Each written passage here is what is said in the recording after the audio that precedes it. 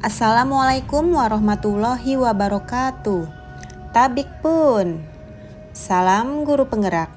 Bertemu lagi dengan saya Ria Dewinta, CGP Angkatan 9 dari SD Negeri 2 Batu Putu, Kota Bandar Lampung. Kali ini saya akan memaparkan hasil tugas dari modul 3.1 tentang pengambilan keputusan berbasis nilai-nilai kebajikan sebagai pemimpin. Tugas ini saya akan mewawancarai kepala sekolah saya SD Negeri 2 Batu Putu, yaitu Bapak Heri Risdianto SPD, yang notabene-nya beliau adalah CGP Angkatan 2, dan Bapak Muhammad Hali, beliau adalah kepala sekolah SD Negeri 2 Pinang Jaya. Selamat menyaksikan. Assalamualaikum warahmatullahi wabarakatuh. Tapi pun perkenalkan, saya Ria Dewinta, CGP Angkatan 9, Kota Bandar Lampung. Pada kesempatan kali ini saya ingin melakukan wawancara kepada kepala sekolah saya, yaitu Bapak Heri Risdianto. Assalamualaikum, Pak. Waalaikumsalam, Ibu. Ya, beliau adalah KS saya di sekolah SD Negeri 2 Batu Putu. Saya akan melakukan wawancara sesuai dengan tugas modul 3.1, yaitu tentang pengambilan keputusan berdasarkan nilai-nilai kebajikan. Selamat mengikuti. Selamat pagi, Pak. Pagi, Bu ya. Iya, mohon maaf, Pak, saya sudah mengganggu waktunya karena saya di sini ingin melakukan wawancara untuk memahami tentang pengambilan keputusan nilai-nilai berdasarkan kebajikan. Baik. Bagaimana, Pak, kabarnya hari ini? Alhamdulillah sehat walafiat, Bu ya. Iya. Iya, Pak, Bapak ini kan sebagai kepala sekolah SD Negeri 2 Batu Putu, ya, Pak, ya. Bapak juga kan banyak sekali tugas-tugas di luar, seperti Bapak menjabat sebagai ketua K3S Kecamatan TBB, Bapak juga sebagai ketua PJ PGRI Kecamatan TBB, ya, Pak, ya. Mungkin pada kegiatan-kegiatan tersebut banyak sekali Bapak menemui kasus-kasus atau masalah-masalah selama ini, ya, Pak, ya. Mungkin selama ini kira-kira nih, Pak, bagaimana Bapak dapat mengidentifikasi kasus-kasus yang merupakan dilema etika atau bujukan moral? Ya, terima kasih Bu Ria atas pertanyaannya.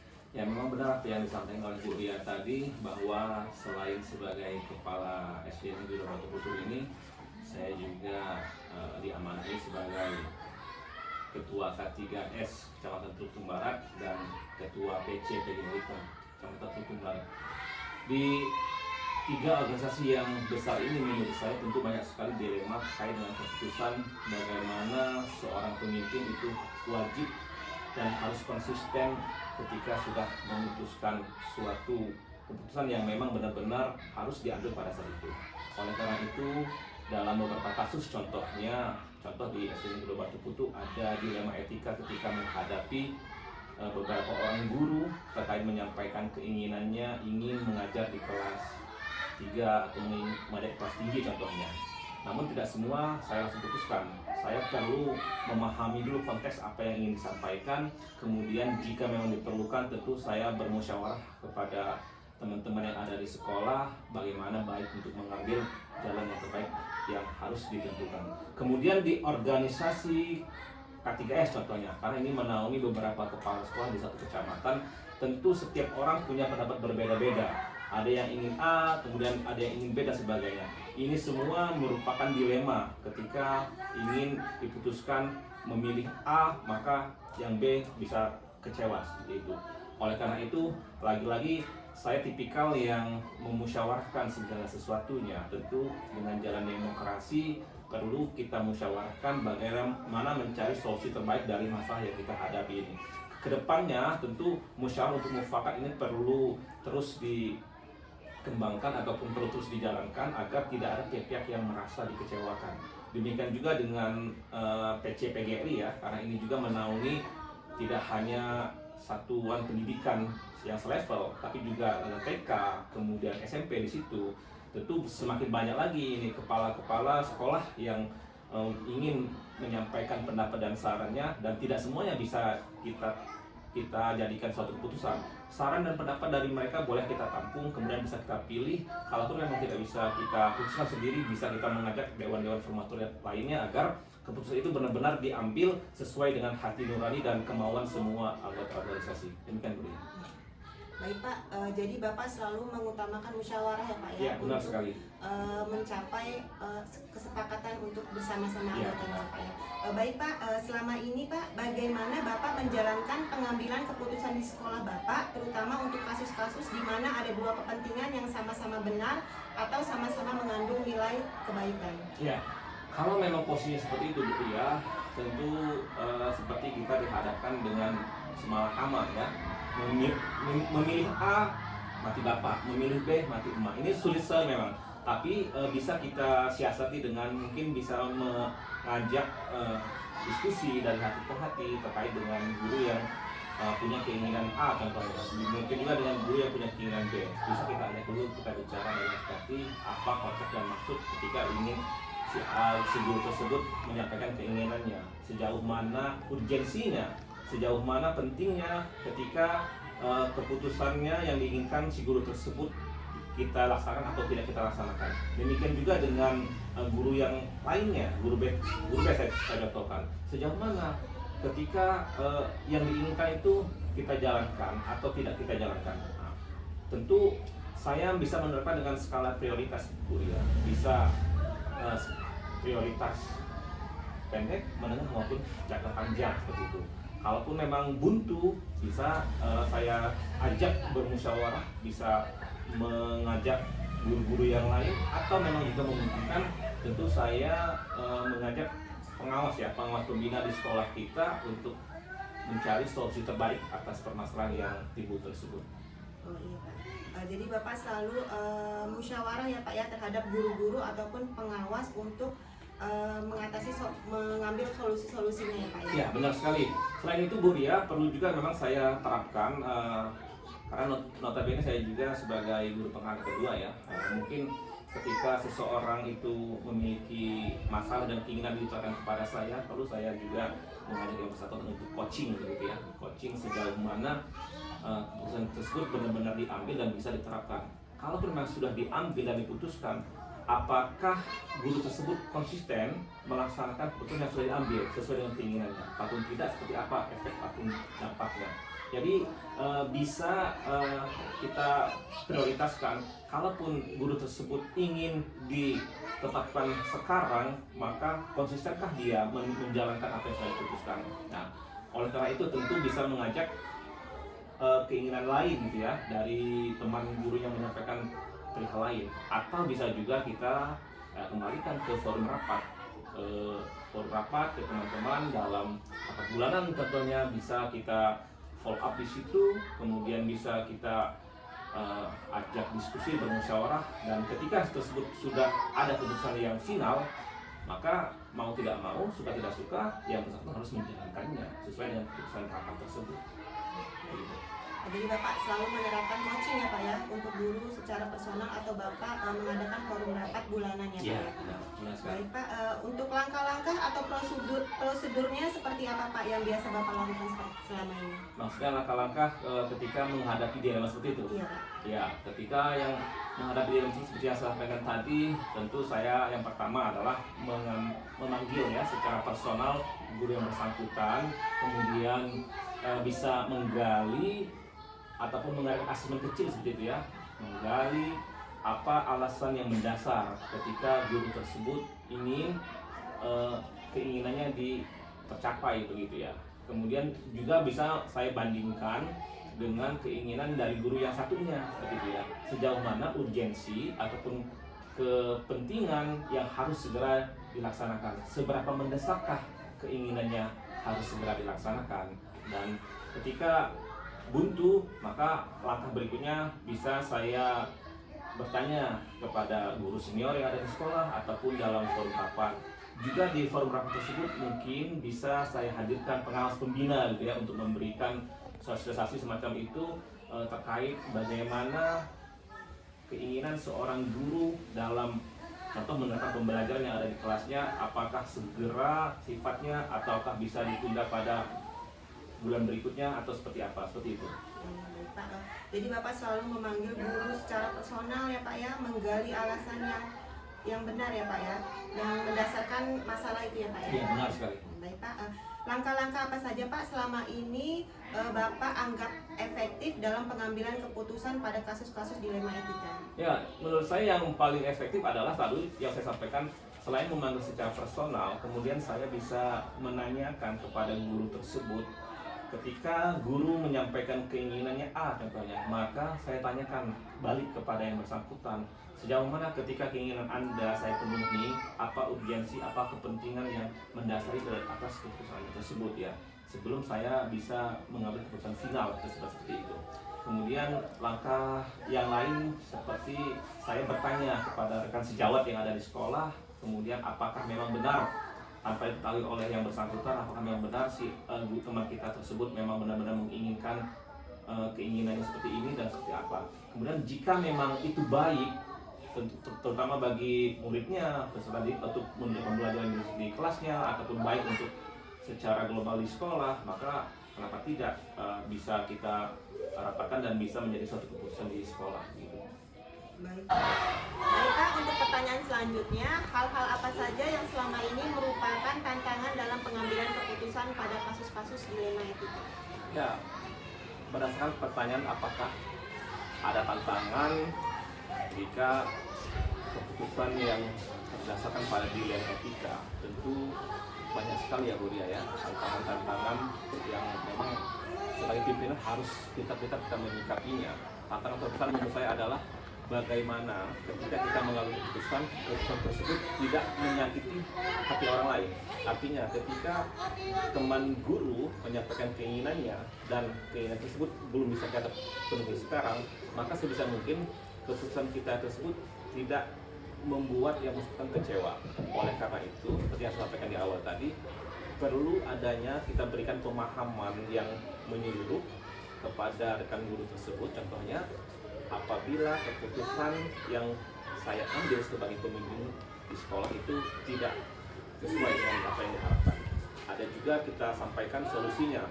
Contoh, ketika mohon maaf Bapak atau Ibu, keinginan Ibu untuk ini belum saya penuhi, maka bisa saya penuhi di beberapa bulan yang akan datang dengan pertimbangan. Oleh karena itu kita sampaikan juga, kalau kita penuhi maka pertimbangannya ini, kalau tidak terpenuhi maka pertimbangannya ini. Jadi ada solusi yang kita berikan juga, tidak hanya menolak sesuai dengan keinginan yang diminta pada saat itu. Jadi ada solusi juga yang kita berikan kepada pemilik tersebut. Jadi Bapak selalu mengambil keputusan tapi tidak menyakiti hati temannya ya Pak ya, atau rekan kerja ya Pak ya, supaya tidak ada rasa kekecewaan. Iya benar sekali. Karena kita sekali lagi di dalam satu wadah di sekolah ini tentu hubungan baik antara tidak hanya pemimpin dan guru, tapi hubungan juga sebagai sesama rekan sejawat gitu ya. Kemudian hubungan baik sesama keluarga tentu itu yang perlu diutamakan. Ya, Pak. Apakah Bapak memiliki sebuah tatkala atau jadwal tertentu dalam sebuah penyelesaian kasus dilema etika? Dan apakah Bapak langsung menyelesaikan di tempat atau memiliki jadwal untuk menyelesaikannya, bentuk atau prosedur seperti apa Pak yang Bapak? Ya, kalau pertanyaan demikian saya jawab sesuai dengan urgensinya.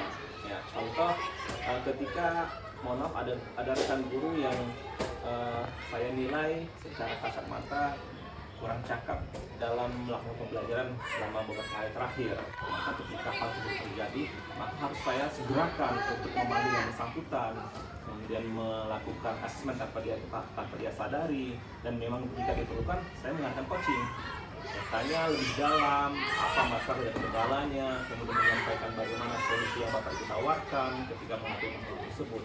Dan itu mau tidak mau harus segera saya laksanakan, karena kalau memang sebagai pimpinan abai dengan itu, maka proses pembelajaran yang diampunya di kelas itu juga tidak terlaksana dengan baik. Kemudian ketika ada masalah yang bisa dijadwalkan kemudian hari, maka perlu saya jadwalkan. Saya bisa membuat jadwal kepada guru yang bersangkutan kapan waktu yang tepat untuk saya sampaikan masalah terkait yang sedang dihadapinya, seperti itu. Maka hal tersebut juga bisa dilaksanakan untuk membuat jadwal, kita schedulekan, kemudian kita sepakati seperti apa polanya, supaya apa? Supaya guru tersebut punya waktu lebih gitu untuk menyampaikan segala unek-uneknya, kemudian bisa mencarikan solusinya. Dan yang saya harapkan tentu adalah bagaimana suasana diskusi tersebut, ya saya harap diskusi itu bisa berjalan dengan nyaman dan lancar, ya tidak ada tekanan dari saya sebagai pimpinannya, kemudian yang bersangkutan juga bisa menjawab dan mengutarakan maksud serta solusi yang akan dikembangkan pada saat itu dengan nyaman dan tidak ada tekanan begitu. Jadi Bapak selalu mengatur jadwal ya Pak, supaya guru itu bisa menyampaikan unek-uneknya ya Pak ya? Iya, sekali lagi saya perlu garisbawahi tergantung urgensinya. Urgensinya harus segerakah ataupun bisa saya jadwalkankah, itu tergantung urgensi saya lihat. Iya, betul sekali. Baik Pak, untuk pertanyaan terakhir, adakah seseorang atau faktor-faktor apa yang selama ini mempermudah atau membantu Bapak dalam mengambil keputusan untuk kasus-kasus begini Pak? Ya, faktor-faktor lain tentu saya tidak menafikan juga Bu ya.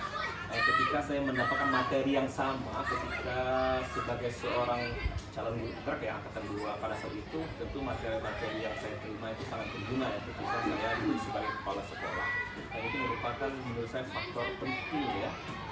Bagaimana sikap yang harus saya ambil, bagaimana keputusan atau langkah yang harus saya jalankan terkait dengan dilema ketika tersebut ya.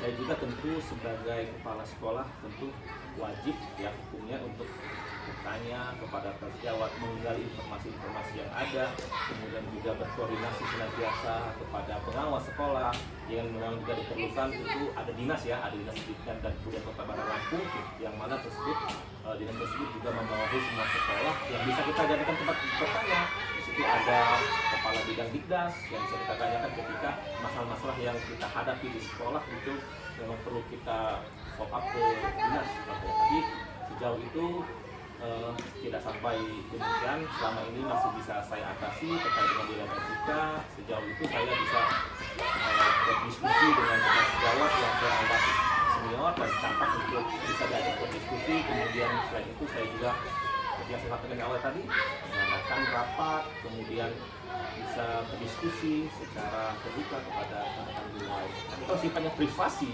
ya sifatnya privasi ada masalah pribadi begitu, ya saya tadi makanya saya mengambil yang bersangkutan secara personal, kemudian saya ada diskusi, saya ada coaching dan sebagainya, sehingga yang bersangkutan itu benar-benar mampu mengungkapkan masalahnya dan mampu menemukan solusinya sendiri begitu Bu ya. Sangat bermanfaat sekali ya Pak. Terima kasih Pak atas penjelasannya ya Pak ya. Di sini Bapak banyak sekali memberikan penjelasan-penjelasan bagaimana pengambilan keputusan berdasarkan nilai-nilai kebajikan. Semoga saya sebagai guru ya Pak ya, karena guru itu kan adalah sebagai pemimpin pembelajaran, saya dapat menerapkannya terhadap guru dan juga terhadap teman-teman saya di sekolah. Saya sudah banyak yang dibekali sama Pak Heri ya Pak ya selama saya mengikuti pendidikan guru penggerak ini. Dan saya juga mungkin ketika saya nanti kedepannya saya menjadi kepala sekolah, saya sudah banyak mendapatkan pengalaman yang banyak dari Bapak dan juga materi-materi yang saya dapatkan dari guru penggerak. Mungkin saya ucapkan terima kasih kepada Bapak ya Pak ya. Semoga hubungan saya dan Bapak sebagai guru dan kepala sekolah dapat memberikan manfaat untuk sekolahan ini ya Pak ya. Terima kasih ya Pak ya. Ya, sama-sama Bu Ria, senang sekali rasanya bisa membantu Bu Ria sebagai CGP tentunya. Dan saya perlu juga menggarisbawahi bahwa segala sesuatu ataupun materi yang Ibu Ria dapatkan selama pendidikan guru penggerak ini, maka itu wajib hukumnya untuk Ibu sampaikan, Ibu terapkan di sekolah khususnya kepada peserta didik, dan tidak kemungkinan juga Ibu sampaikan ataupun Ibu berbagi kepada rekan-rekan sejawat yang lainnya. Tentu dengan langkah menjadi GP nantinya agar tidak memutus juga hubungan dengan pengajar praktik ya, yang mana telah bersama Ibu selama pendidikan ini, agar kedepannya itu bisa menjadi sarana diskusi juga dengan rekan pengajar praktik yang lain, supaya ketika Ibu menghadapi masalah-masalah pada pembelajaran bisa didiskusikan selain kepada saya tentunya. Dan harapan saya kedepannya yang Ibu Ria sampaikan tadi ketika nanti Ibu Ria sebagai CGP, kemudian mungkin di momen yang pas nanti sebagai kepala sekolah, agar tidak melupakan apa yang didapat selama pendidikan guru penggerak ini. Bagaimana seorang pimpinan itu wajib mengambil keputusan kita lihat urgensinya, apakah segera, apakah disiplin dan seterusnya. Itu bisa diterapkan ke depannya. Yang tidak kalah penting adalah bagaimana ibu bisa menjadi agent of change ya, agen perubahan di kelas dan agen perubahan di sekolah. Bagaimana ketika ibu mengadakan pembelajaran dan dilihat oleh rekan guru yang lain, itu suatu hal yang berbeda dan bisa diikuti oleh rekan guru yang lain. Oleh karena itu pesan saya adalah ibu tidak pelit berbagi kepada rekan-rekan guru yang lain, menyampaikan apa yang ibu dapatkan selama pendidikan guru penggerak, dalam artian bisa mengimbaskan kepada rekan-rekan guru lain. Pada saatnya mungkin di rapat Dewan Guru bisa menyampaikan hal-hal baik tersebut yang ibu dapatkan di PGP agar bisa diterima dan dijalankan juga oleh rekan-rekan guru yang lain. Saya sampaikan selamat kemudian yang telah memasuki modul 3.1 ini ya. Dan alhamdulillah ini berarti tinggal 2 submodul ya, 3.2 dan 3.3 dan akhirnya selesai. Mudah-mudahan perjalanan ini ada berkah dan manfaatnya, tentu pasti ada banyak sekali manfaatnya, dan ibu tetap konsisten nih sebagai guru penggerak, motor penggerak di sekolah yang kita cintai. Terima kasih. Wassalamualaikum warahmatullahi wabarakatuh. Terima kasih ya Pak ya. Sama-sama. Baiklah, sekian dari pemaparan Bapak Kepala Sekolah saya, Bapak Heri Yulianto. Mohon maaf apabila saya